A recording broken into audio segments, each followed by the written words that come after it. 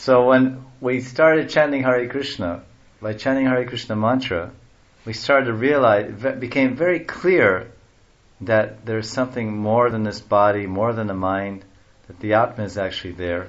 And I actually started to feel that, yes, I'm meant to serve God.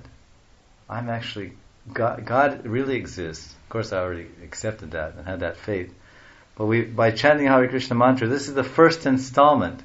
The first installment, or the first result of chanting Hare Krishna, is you begin to realize, I am not this body, and I am part of something greater.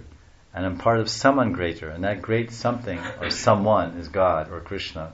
And actually, I feel intuitively, or inherently, or within myself, in the core of my heart, a desire to serve that one, that great master, that benevolent master, that kind master, that loving master, that all-pervading master, who's been helping me and guiding me and providing for me since time immemorial.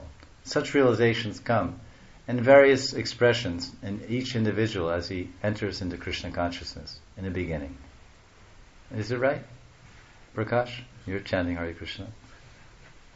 This is individual. If you actually chant Hare Krishna sincerely, because if you take the medicine properly, then you get the result.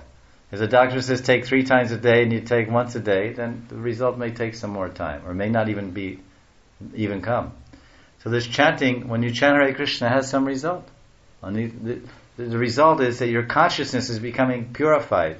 And everyone, and anyone, wherever they are, wherever they may be, in any country of the world, from any background or any culture, because all consciousness is the same. Everyone's consciousness, when it's pure, is God conscious. Every living entity is part of God.